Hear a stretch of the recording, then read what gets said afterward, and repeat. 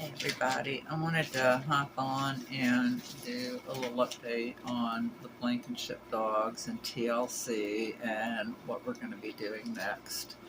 Um, the Blankenship dogs have all been placed. Some of them are with the rescue still waiting for adoptive homes, but they're all doing well.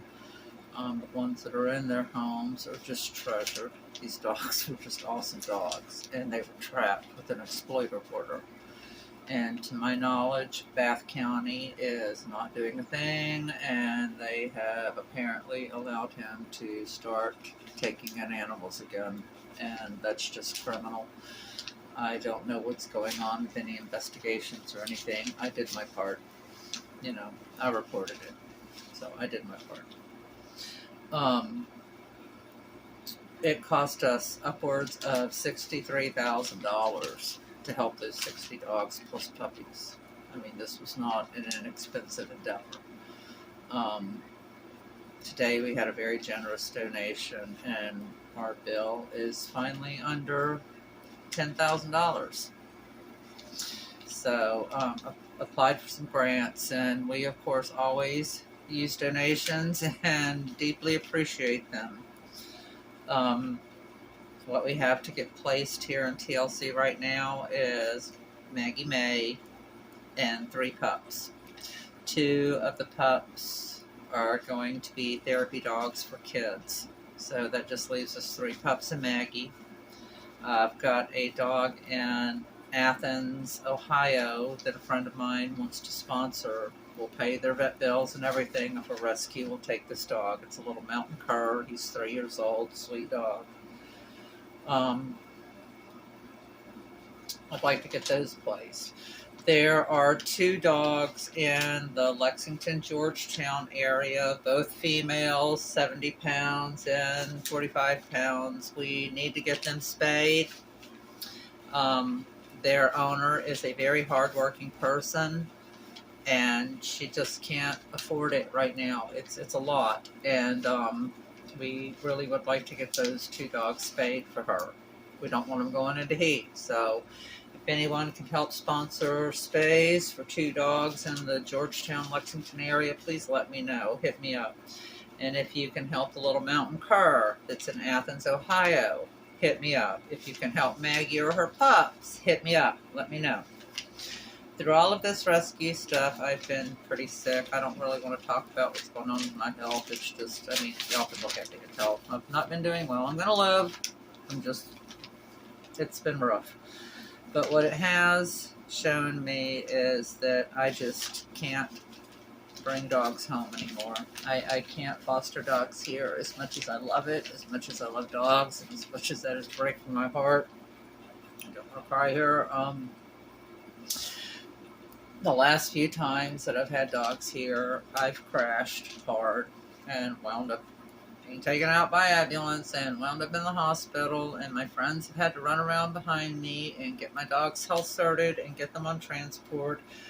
That's not fair to them. And I know they're going to say we don't mind helping, and I know they don't mind helping, but they've got their own stuff going on, and it's just not fair for me to keep laying this on them. What I've done a lot of lately is think. Because, when you're laying in bed staring at the wall, what else are you going to do? I have come to realize that rescue is a bandaid that isn't going to stay stuck. It's failed.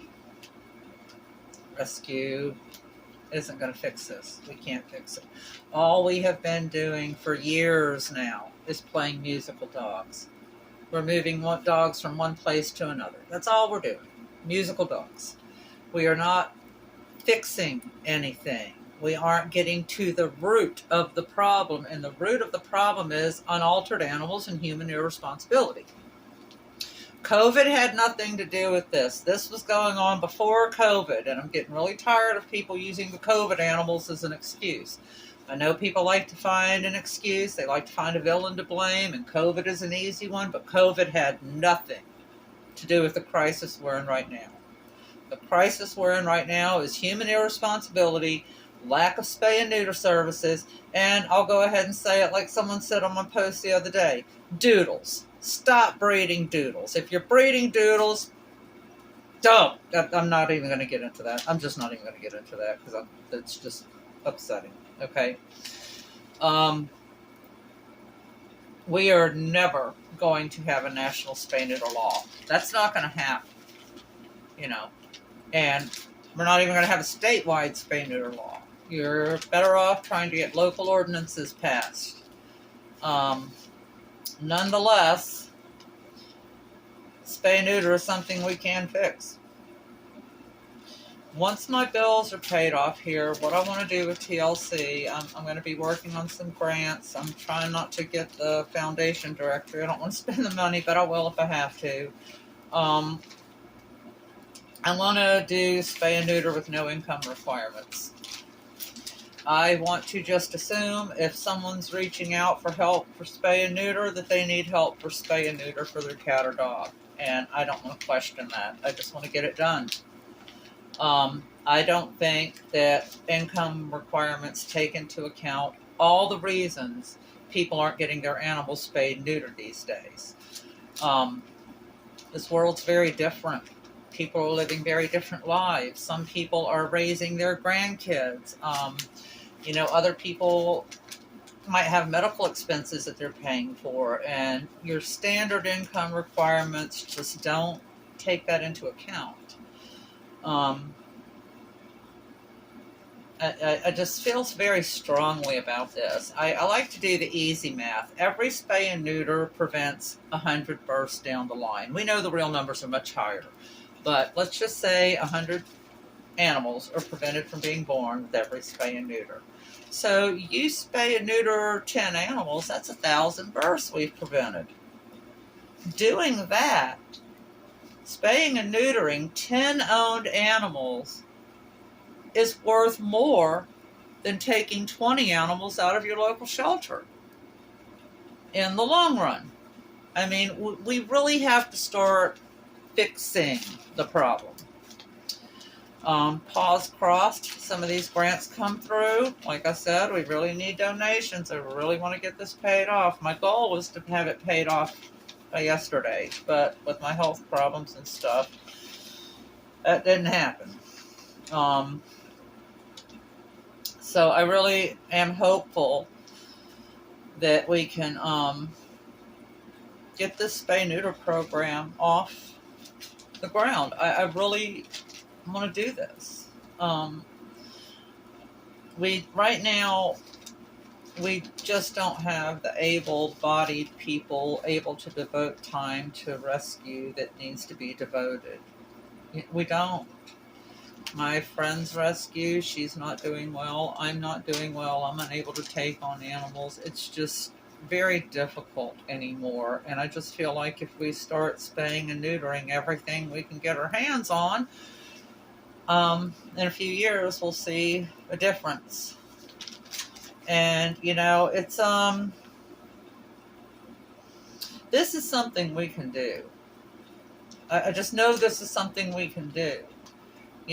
We can target this. If somebody knows of somebody that has animals that need spay and neutered, I want them to be able to reach out to me and say, hey, my neighbor over here might need your services. And then I could reach out to that neighbor and say, hey, I have a program. I'd like to spay and neuter your animals if you'd let us. I think that is worth pursuing. I really do. I think this is something that's worth pursuing. And, a lot of people say, oh, worry about the spays. No, we have to worry about the neuters too. Male dogs are capable of producing more pups than the female dogs. A male dog can impregnate a lot of females in a very short amount of time. Now, once those females are pregnant, they're not breeding. But that male dog's still running around out there. And if you're one of these guys that's emotionally attached to your dog's testicles, I really, really feel sorry for you. Okay, let's get them neutered. Anyway, that's kind of where we're at. You know, obviously I'm not going to raise the money I need to pay off the vet bills with my baking skills. That's just not going to work. Um, so I need y'all's help with this. You know, let me know about any grants. Um, Donations happily accepted. You know, we take no salaries. We're all volunteers. All donations go to the animals. It's for vet bills. And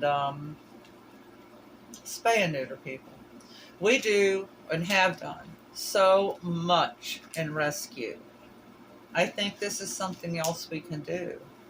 I think we can all start working to have spay neuter programs. You know, if we pull a mom and pups out of the shelter, but the guy down the road just had a litter of pups and gave 3 of them away and takes the rest to the shelter, well, we now have 20 more dogs out here in no time. Kind of cancels out the 6 we got out the shelter. So I just think we can do this better. I think we can do this smarter. And I really think it's worth our time. What do you think? Let me know. Thanks.